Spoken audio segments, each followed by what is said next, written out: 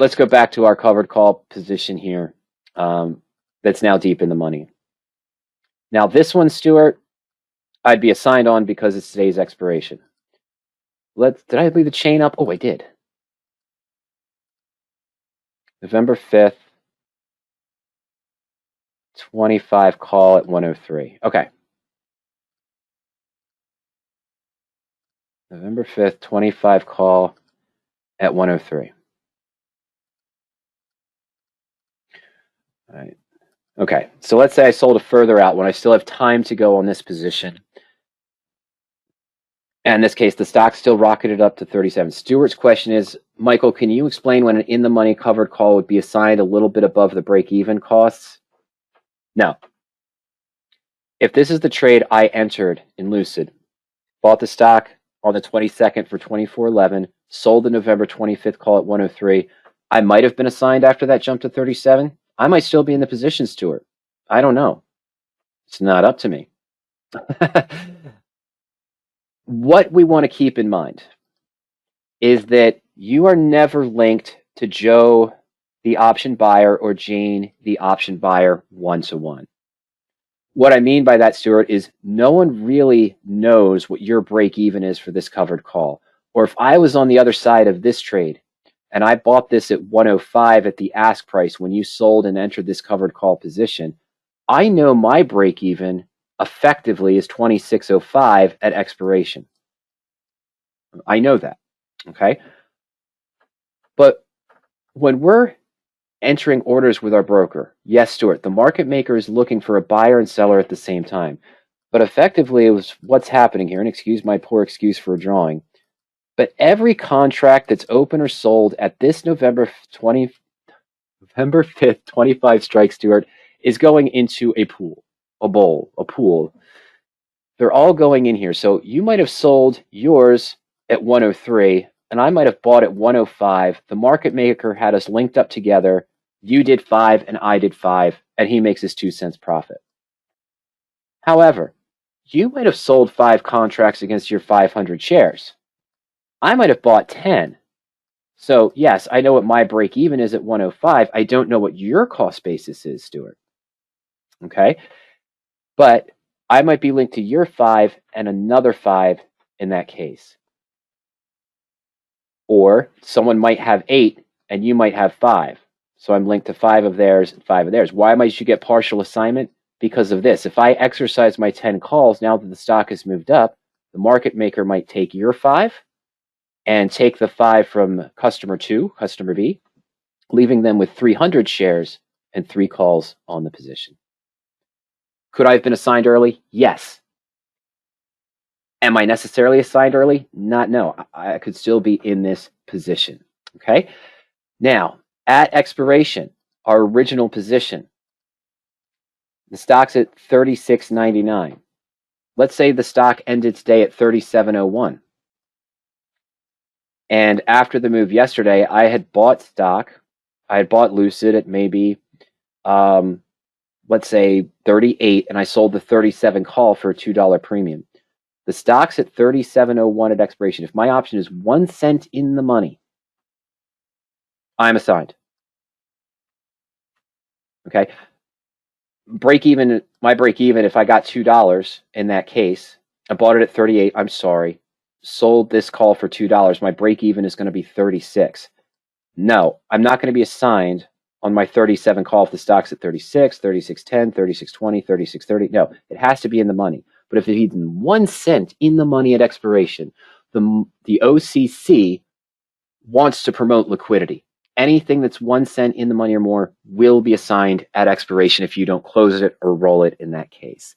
And you said, when I'm opening in the money cover call and the stock starts to downtrend, will it be assigned at above break even on my side? Possibly not. If the stock's declining, the option buyer might not want to take ownership of it. And you say, I bought BABA around 169. It broke down to 164.20. I had a break even in the money covered call saying it was break even at 164. That's your break even at expiration. Meaning if it's below 164, if it keeps going, it's below 164, Stuart, that's when you start losing money on the position. Okay, doesn't mean you're going to be assigned. I don't know what your strike is. If your strike's 164, you didn't mention that. And you said you have BABA around 169. I don't know what call you sold to get your price down to 164.20. Your break even, I should say, down to 164.20. It's not looking at that. We're just looking at the strike price. You can be assigned at any time if you're in the money. There's no guarantee you're going to be assigned early anytime if you are in the money.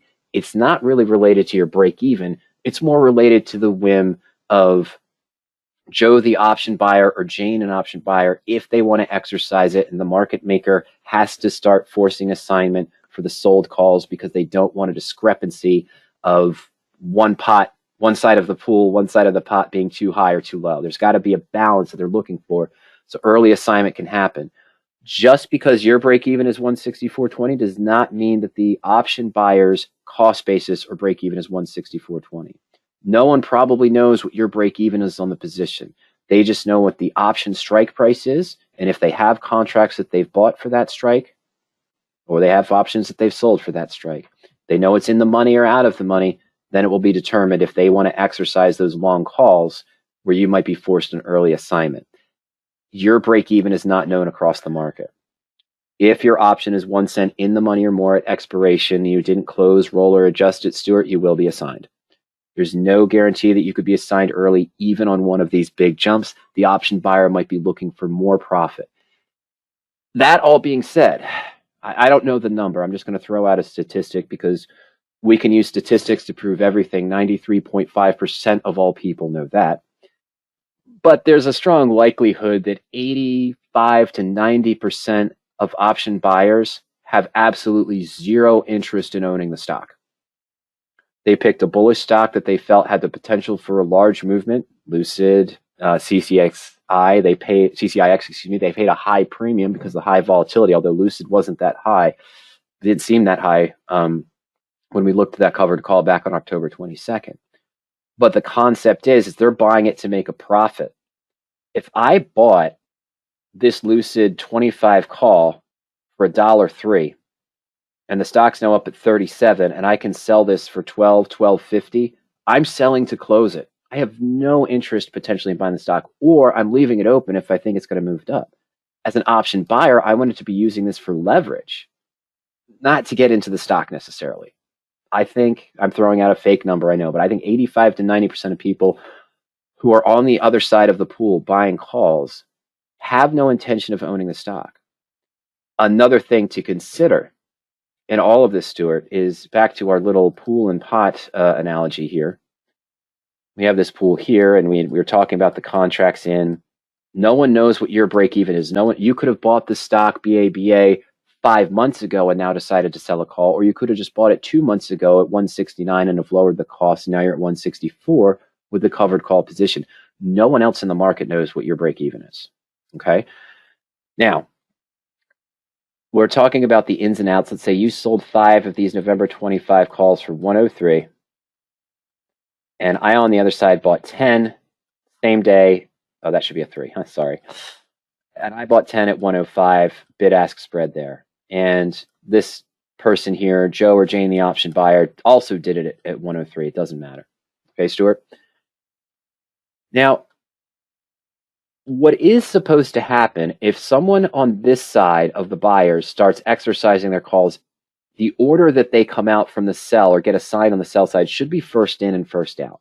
Okay, they might do something where they try to match even plots of holdings. I'm not sure on that. I'm not clear on that. Someone at the CBOE once tried to explain it to me, and I said, well, so are you or aren't you? He says, well, maybe, but not really.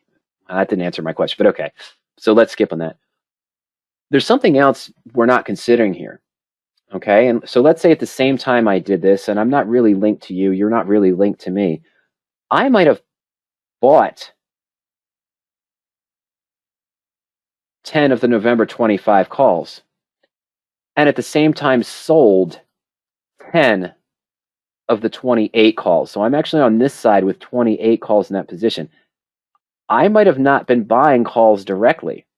This might be part of a bull call debit spread or bear call credit spread. Hopefully not, because I would have gotten burned. You don't know what position I'm doing. If I decide to exercise these positions or you get assigned early, it's not related to your break even.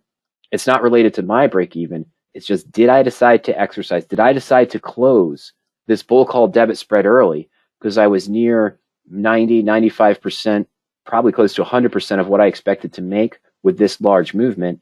Now there's a discrepancy on buyers and sellers. There's an imbalance. So market maker might start assigning those shares because he has less open call options over here that are bought than the ones that are sold over here. He's at a discrepancy. So we may start assigning early. That's a possibility.